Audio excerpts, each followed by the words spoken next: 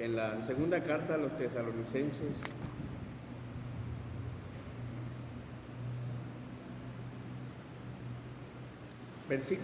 capítulo 3, versículo 3. Segunda carta a los tesalonicenses, capítulo 3, versículo 3. Dice la palabra del Señor: pero fiel es el Señor, que os afirmará y guardará del mal. Vamos a ver.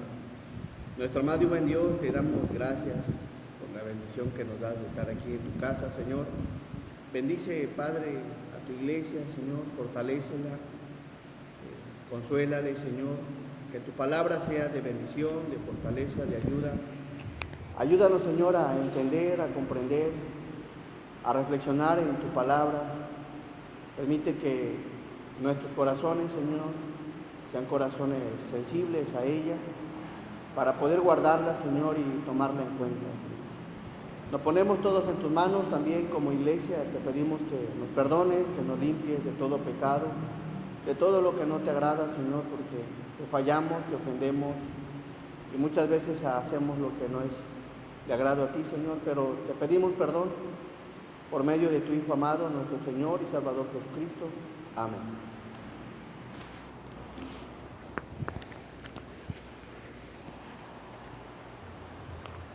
Veíamos hace 8 días que el apóstol Pablo le pide a la iglesia de Tesalónica que oren por ellos, que los incluyan en oración para que la palabra de Dios corra, sea predicada, sea enseñada, sea compartida.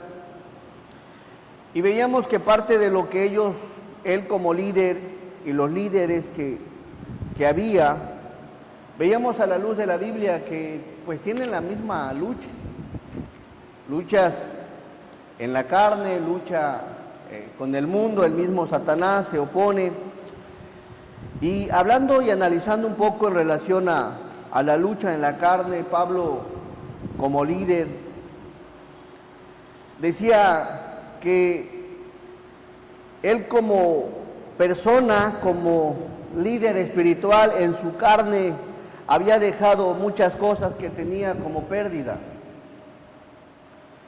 Decía, circuncidado al tercer día, del linaje de Israel, de la tribu de Benjamín, hebreo de hebreos, en cuanto a la ley, fariseo, en cuanto a celo, perseguidor de la iglesia, en cuanto a la justicia que es en la ley, irreprensible. Este era el contexto de Pablo en cuanto a su carne, a lo que había dejado antes. Y hay algo interesante en cuanto a esto, que todo esto él lo tenía por basura. Dice Filipenses 3:7, para entender un poquito este texto, porque Pablo dice que Dios es fiel y que él los afirmaría y guardaría de todo mal. Filipenses 3:7. Todas estas cosas que acabo de mencionar, en las cuales Pablo vivía antes en la carne, las tenía ahora. Pero cuántas cosas eran para mí ganancia. El venir de la tribu de Benjamín era algo valioso terrenalmente. Ser hebreo de hebreos, circuncidado al tercer día, ser fariseo, eran cosas significativas y valiosas e importantes para Pablo antes de venir a Cristo. Era algo valioso. Era algo importante, pero después de conocer al Señor, las tenía ahora como pérdida, porque nada de lo que Pablo había sido antes era comparado con lo que había hecho el Señor con él. Nada. Las obras del Señor Jesús eran incomparables, inigualables, demasiado honorables comparado con lo que era Pablo. Y pensando un poco en esto, ¿qué es lo que te hace a ti sentir valioso? ¿O qué es lo que crees lo que consideras que te da valor. Una carrera, cierto grado de estudios, años sirviendo, haber dispuesto algo para Dios, o quizá algún negocio, un puesto, un trabajo. ¿Qué es lo que para ti te da valor? Para Pablo había una cosa valiosa nada más,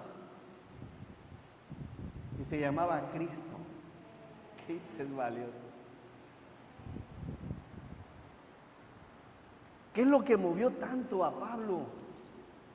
A servirlo, a entregarse a Dios, a amar a Dios, a disponer su tiempo, a echar por una ventana todo lo que era y ahora lo tengo por basura. ¿Qué es lo que mueve a Pablo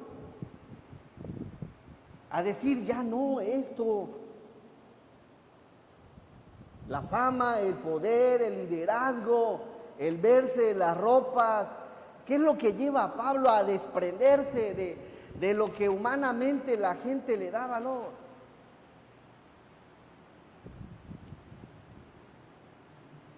Cristo le da un cambio a Pablo. No había nada importante para Pablo como Cristo, nada. Era de tanto valor, tan valioso, tan importante, era su razón de vivir, la razón de la vida de Pablo. Era todo lo que tenía Pablo.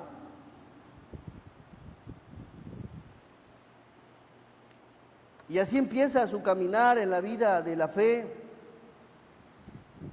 ¿Saben? Pablo, antes de ser Pablo, tenía una vida diferente, otra vida.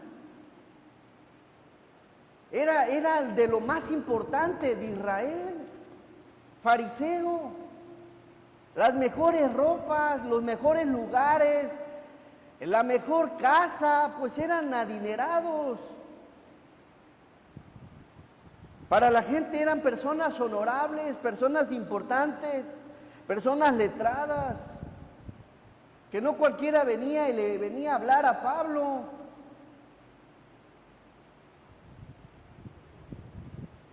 Y todo eso, todo aquello en lo cual el mundo le da valor, dice Pablo, esto es basura.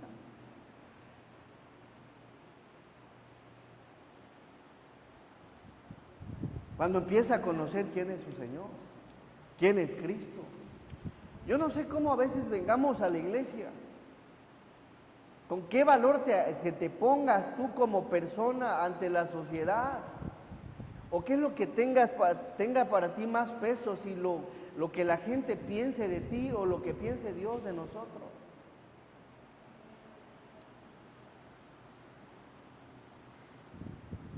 El haber sido circuncidado al tercer día del linaje de Israel, de la tribu de Benjamín, hebreos de hebreos en cuanto a la ley, fariseo, perseguidor de la iglesia en cuanto a la justicia que es en la ley irreprensible, todas estas cosas las tenía como pérdida. ¿Habrá tenido una lucha para dejar esto? Bueno, desde luego. Desde luego, cuando llegas a la vida cristiana, estás como que entras y sales y hay cosas que todavía te jalan, te llevan y así estás. Es un proceso. De entrada, Pablo fue enseñado 3 años por revelación del Señor Jesucristo. Había muchas cosas que tenía Pablo que debió haber experimentado en la carne ya aún como cristiano. Una lucha. Tenía mucha influencia, tenía mucha comodidad, tenía mucho poder. Tanto es así que a Pablo se le menciona que pide cartas y se las dan, y eso habla del poder que tenía y de la influencia que tenía en Israel. Hablar de Pablo le retumbaba los oídos por donde quiera en Israel. Tenía mucha mala fama en cuanto a ser perseguidor de la iglesia. Era alguien de las personas más sobresalientes. Ese era Pablo. Pero ¿qué hay después de haber conocido al Señor Jesús? Apedreado, perseguido, encarcelado, castigado, azotado, con hambre, con sed. Las cosas cambiaron, radicalmente cambiaron. Y ahora tenía una lucha con las huestes espirituales de maldad, constantemente. ¿Cuándo? Cuando le entrega su vida al Señor, hay lucha. ¿O tú ves a Pablo en la Biblia antes de recibir a Cristo batallar, sufrir? No lo vemos, ¿no? Al contrario, consintió en la muerte de Esteban. Pero ¿qué hay cuando recibe al Señor? A veces creemos que la vida, todo te va a ir bien. Que no vas a tener problemas, que no vas a tener aflicciones, que no vas a tener disgustos. Pablo lo que vivió, lo que sufrió como apóstol, como hijo de Dios, cuántas cosas. Y vamos nada más a los Corintios, capítulo 11.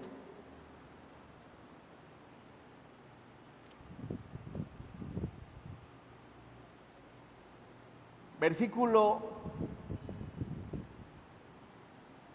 24. El 23 está bien. Aquí está hablando de la vida de Pablo. En caminos, a ver, 23, por favor. Dice, son ministros de Cristo como si estuviera loco hablo. Yo más, en trabajos más abundante. ¿En qué? En azotes sin número. En cárceles. Más. Probablemente Pablo antes de ser llamado, pisó una cárcel. Jamás fue azotado. Y aquí habla de cárceles, en peligros de muerte, muchas veces, 24. De los judíos, cinco veces he recibido 40 azotes menos uno. Cuando un fariseo, eran 72 fariseos los que componían el Sanedrín. Cuando un fariseo andaba por ahí, se le abría el camino porque iba el fariseo, el doctor de la ley, el intérprete de la ley, y era un personaje al cual tenía cierto valor y honor para los israelitas. Cuando viene a Cristo de los judíos, 5 veces ha recibido 40 azotes menos uno. 25. 3 veces he sido azotado con varas, una vez apedreado. 3 veces he padecido naufragio. Una noche y un día he estado como náufrago en alta mar. En caminos muchas veces, en peligros de ríos, peligros de ladrones, peligros de los de mi nación, peligros de los gentiles, peligros en la ciudad, peligros en el desierto, peligros en el mar, peligros entre falsos hermanos. 27. En trabajo y en fatiga, en muchos desvelos, en hambre y ¿qué? Y sed, y muchos ayunos en frío y en desnudez. ¿Qué piensas que es la vida cristiana, hermano?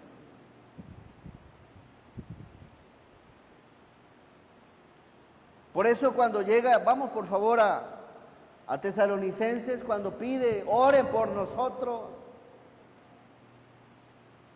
Por lo demás, hermanos, orad por nosotros para que la palabra del Señor corra y sea glorificada, así como lo fue entre vosotros. Y para que seamos librados de hombres perversos y malos, porque no es de todos la fe. Ahora era enfrentado a hombres malos y perversos, pero hay algo hermoso en cuanto a esto. Versículo 3, a pesar de todo lo que vivió Pablo, de todo lo que estuvo pasando, le dice a la iglesia de Tesalónica, hermanos, pero ¿qué? Fiel es el Señor. La palabra fiel es digno de confianza. Y ese es el primer punto, el Señor es fiel, el tema es en relación a la confianza en Dios. ¿Por qué? Porque Dios es fiel. Fiel significa que es digno de confianza, que es confiable, que es fidedigno, que es verdadero. El Señor Jesús nunca te va a fallar, no te va a decepcionar, no te va a desilusionar. No te abandonará, no te miente, no se burla, Él es fiel. Lo dice alguien que lo experimentó, lo dice alguien que lo vivió. ¿Cuántas veces lo libró el Señor y termina diciendo, Dios es fiel, Dios es fiel, Dios es fiel? Vale la pena seguir al Señor. No estamos libres de problemas, no estamos libres de aflicciones. La palabra lo enseña, en el mundo tendréis ¿qué? Aflicciones, pero confiad en mí. Confiad. Aunque haya problemas, aunque haya momentos desagradables, sigue confiando en el Señor. ¿Por qué? Porque es fiel. Es digno de confianza el Señor.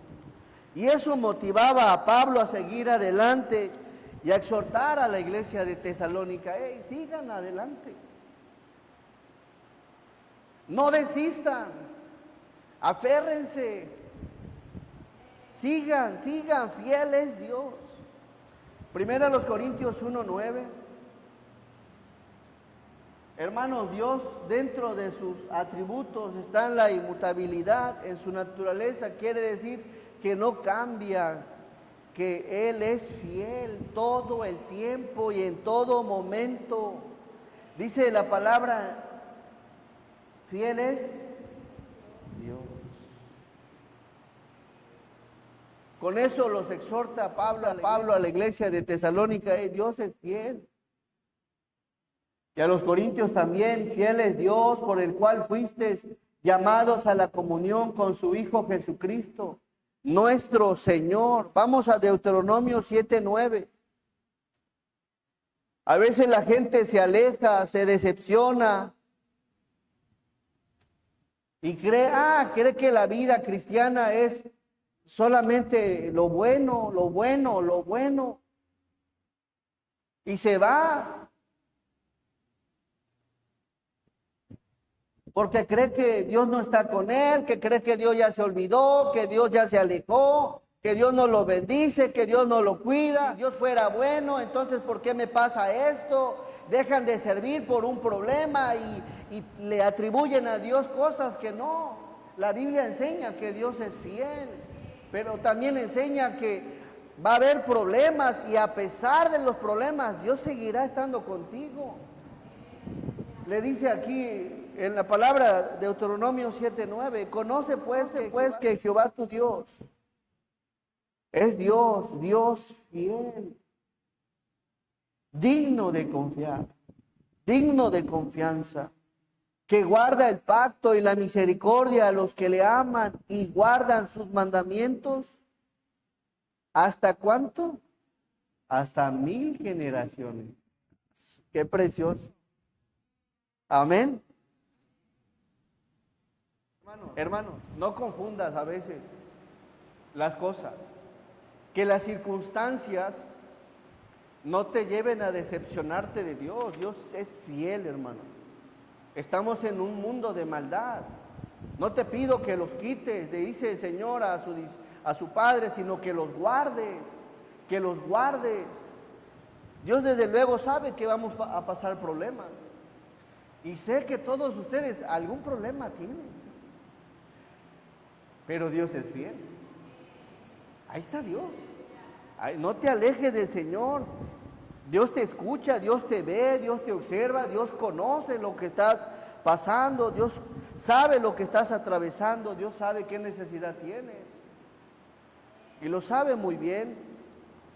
Así que si pensabas desistir de buscar al Señor, pensabas desistir de servirle, de adorarle, de alabarlo, de escudriñar su palabra, de clamar a Él, no te confundas. Dios sigue siendo fiel y lo seguirá siendo porque Él no cambia.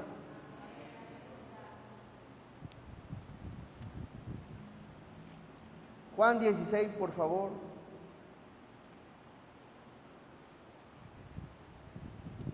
Pablo pudo haber dicho en la primera de los azotes: me voy de la iglesia. Dejo de servir a Dios porque Él prometió guardarme y no me guarda de los azotes, no me guarda del peligro. No, espérate. Te lo está diciendo una persona que vivió problemas de todo tipo. Porque en cada problema veía la fidelidad del Señor. ¿Ustedes creen que ese momento de donde fue apedreado no fue lastimado, no fue descalabrado Pablo? Claro que fue descalabrado, fue lastimado, fue con la intención de matarlo, pero se levanta diciendo: Dios es fiel. ¿Cómo creen que se sentían los que iban con él y en el mar y se hundían y se fueron al mar toda una noche, todo un día? Muchos de ellos creyeron que iban a morir y él sale diciendo: Dios es fiel. ¿Cuántos problemas pasó Pablo? Muchos problemas. Juan 16, 33.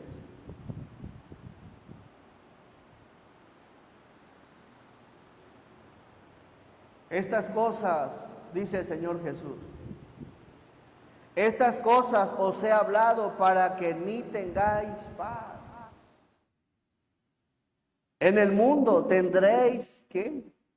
Aflicción, vas a tener problemas, pero confiad, yo he vencido al mundo.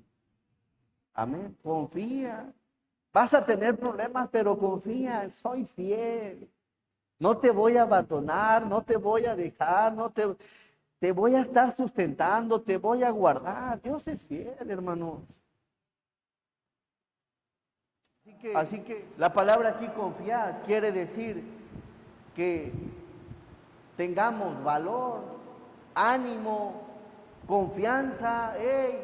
Quizás las fuerzas ya se te están agotando, quizás ya estás desfalleciendo, quizás ya quieres tirar la toalla y aquí hoy te está diciendo: ánimo, ten valor, confianza en tu Señor. No te olvides de quién soy yo, soy fiel, confía en mí, cree en mí, levántate.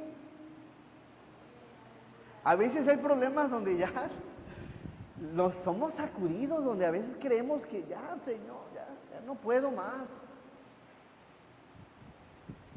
Pero el Señor nos recuerda que está con nosotros. Miren un claro ejemplo de la fidelidad de Dios. José experimentó la fidelidad de Dios. Fue vendido a los 17 años, salió de casa con 2 sueños en su mente. Génesis 37, 5. Y esto nos enseña cómo la grandeza de la fidelidad de Dios. Dice el versículo 5: y soñó José un sueño y lo contó a sus hermanos y ellos llegaron a aborrecerle más todavía. Y él les dijo: oíd ahora este sueño que he soñado. He aquí que atábamos manojos en medio del campo, y he aquí que mi manojo se levantaba y estaba derecho, y que vuestros manojos estaban alrededor y se inclinaban a mí.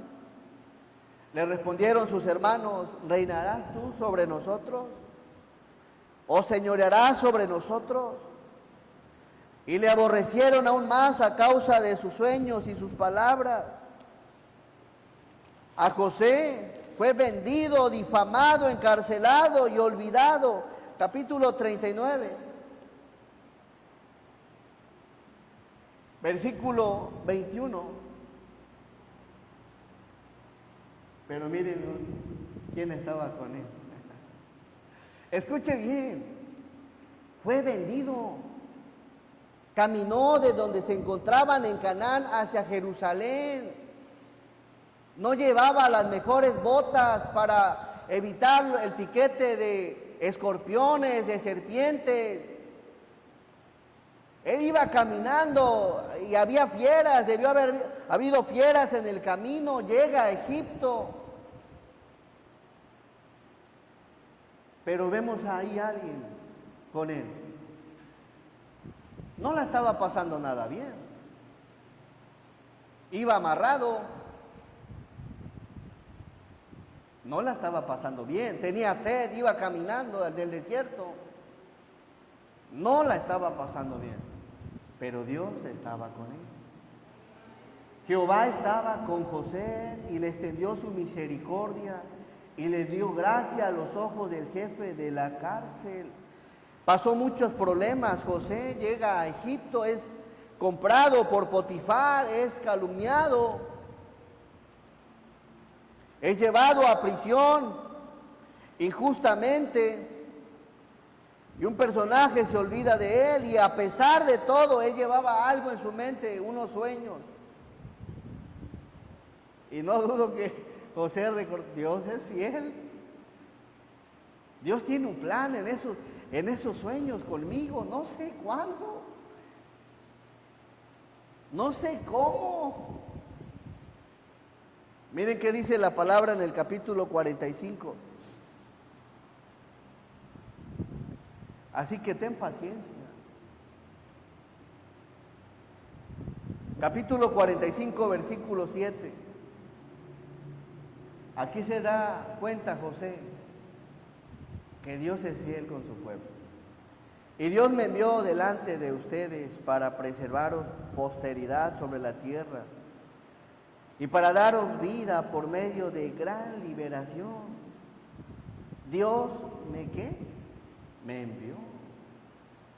Y me envió con un plan, me envió con un propósito, me envió con un objetivo. ¿Por qué? Porque Dios es fiel. Así pues, no me enviasteis acá vosotros, sino Dios, que me ha puesto por padre de Faraón y por señor de toda su casa y por gobernador en toda la tierra de Egipto.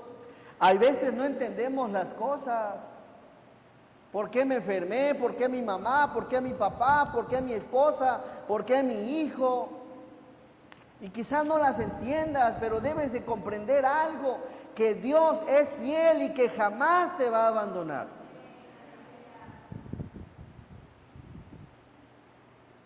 ¿Ustedes creen que este jovencito de 17 años, quién tiene 17 años aquí? A ver, ahí está. Imagínense, ¿cuántas cosas pasaban en un joven? ¿Habrá llorado José en el camino? Claro. Amaba a su padre, amaba a su familia, amaba a sus hermanos y quizá no comprendía muchas cosas.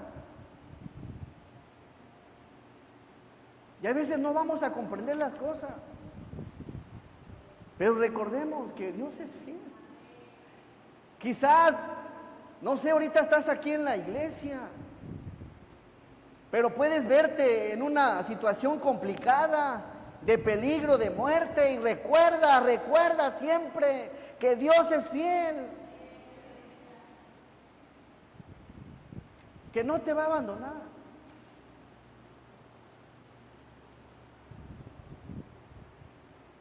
Dios me envió delante de vosotros para preservaros posteridad sobre la tierra y para daros vida por medio de gran liberación. No sé si te ha pasado que te han pasado, acontecido ciertas cosas y después de ya de 1 año, 2 años, por esto pasó esto. Hay cosas que no entendemos en los problemas. A veces se va un ser amado, un ser querido, y no entendemos las cosas. Las comprendemos, las entendemos después. Y ahí vemos la fidelidad del Señor.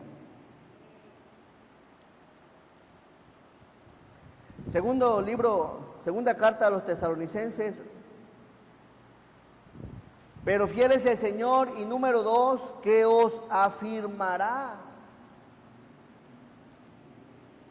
¿A qué se refiere que os afirmará? La palabra afirmará viene de una palabra griega, esterizo, que quiere decir fijar. Quiere decir firmemente. Quiere decir volverse resueltamente en cierta dirección. Confirmar, establecer, afirmar y confirmar. El Señor, hermanos, es fiel, pero en su fidelidad trabaja con propósitos. Quiere decir que Dios en cada uno de nosotros tiene planes, tiene propósitos, tiene objetivos. ¿Y qué creen? Dios nos va a afirmar, nos va a encaminar y va a cumplir sus planes en nosotros.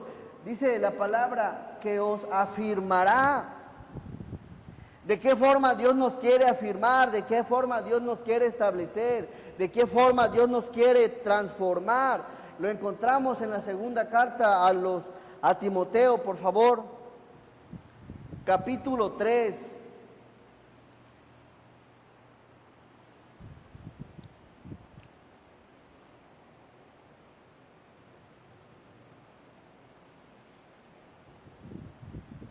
Miren qué maravillosa es la palabra. Versículo 16.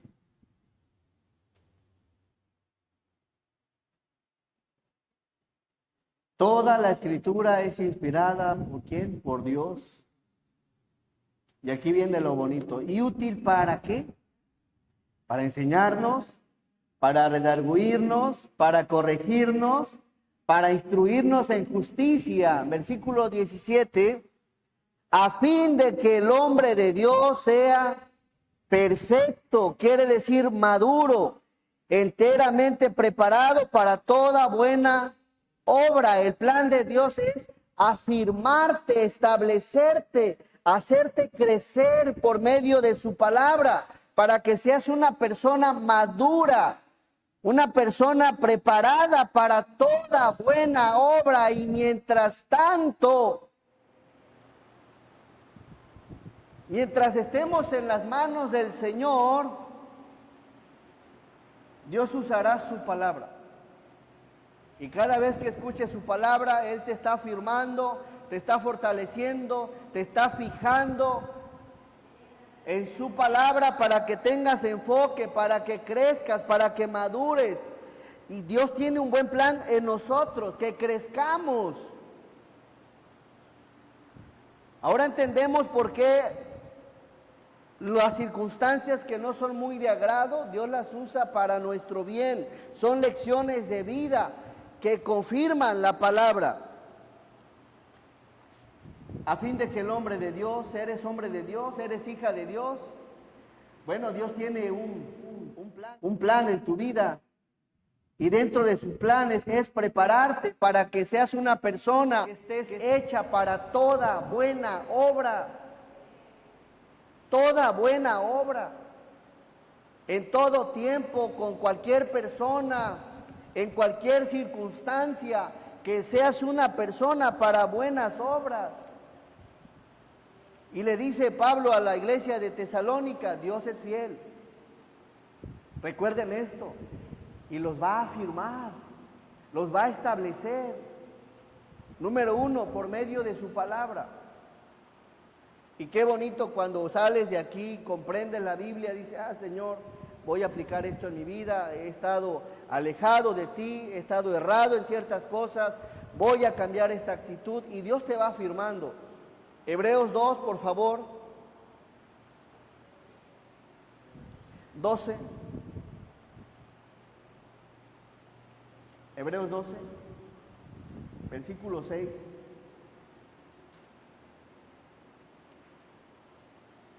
A veces Dios permite los golpecitos. Porque el Señor al que ama, ¿qué? Dios quiere afirmarte. Dios quiere que madure, Dios quiere que crezca. ¿Tú crees que veíamos el domingo en la enseñanza con Jonás? Dios no se rinde. En sus hijos no se rinde. Él va a terminar lo que comienza. Porque el que la buena obra la perfeccionará, dice Filipenses.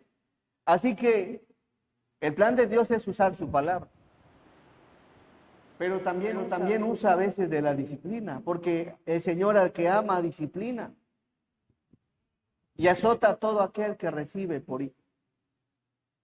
Versículo 7, si soportáis la disciplina, Dios os trata como a hijos, porque ¿qué hijo es aquel a quien el Padre no disciplina? Pero si se os deja sin disciplina, de la cual todos han sido, ¿qué? Participantes, entonces sois bastardos y no hijos. La disciplina del Señor es buena, es santa, es justa, tiene un buen propósito, duele, claro, lastimas, desde luego. ¿Es agradable al cuerpo? No, hombre. Pero a veces es necesario, en los que somos hijos. Versículo 11. Versículo 11 dice, si es verdad que ninguna disciplina al presente parece ser causa de gozo, sino que de tristeza. Pero después da ¿qué? Fruto.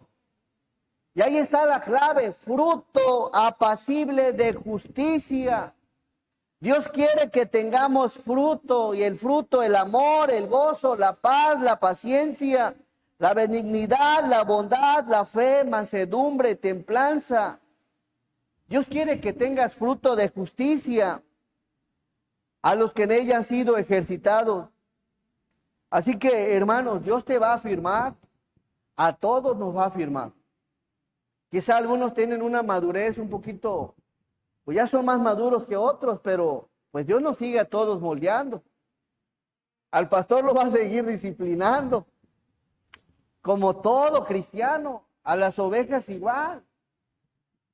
Así que, si valoramos la palabra, si la tomamos en cuenta y la obedecemos, no va a ser necesaria la disciplina. Mas, sin embargo, es necesaria para poder dar fruto. Este jovencito José, ¿ustedes creen que todo lo que vivió no lo llevó a madurar? Sí, lo llevó a madurar. Lo llevó a tener un corazón diferente.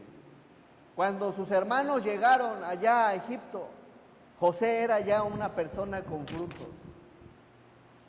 El fruto del amor, el fruto del perdón, el fruto de la paciencia. Ya tenía frutos. Llegan en otro tiempo. Quién sabe cómo les hubiera ido. Pero todo fue parte de un plan de Dios para que José fuera una persona con frutos. Si o no, a veces batallamos con el fruto del Espíritu. Hay quienes batallan con el amor, el amarse unos a otros. Hay quienes todavía no experimentan el gozo y siguen quejándose de la vida. Se quejan, sale el sol, llueve, truena, de todo se quejan, no hay gozo. Hay quienes no somos pacientes, hay quienes aún no somos benignos, buenos, vemos necesidades en algún hermano y como que le damos la vuelta. Dios va a lograr eso, va a lograr que cambies esa actitud.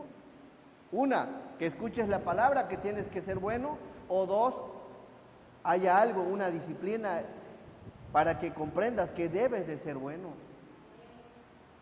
Bondad, fe, mansedumbre, templanza. Si en algo estamos batallando, bueno, Dios va a afirmarnos. Versículo 12 de Hebreos. Por lo cual levantad las manos caídas y las rodillas paralizadas y haced sendas derechas para vuestros pies. Haced sendas derechas, cambia. Ya deja las malas actitudes, las malas palabras. Cambiemos, hermanos.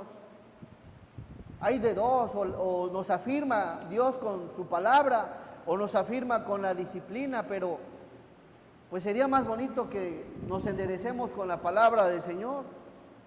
Por lo cual levantad las manos caídas y las rodillas paralizadas y haced sendas derechas para vuestros pies, para que lo cojo no se salga del camino, sino que sea sanado. 14 todos juntos. Seguid la paz con todos y la santidad, sin la cual nadie verá al Señor. Nadie. Y número 3, hermanos, volvemos a los tesalonicenses. Dios es fiel, Dios te va a afirmar, Dios me va a afirmar. Y número 3, Dios nos guardará del mal. Dios nos guardará del mal. Guardar quiere decir vigilar, estar en guardia. Y Dios ha prometido guardarnos. Juan 17:14.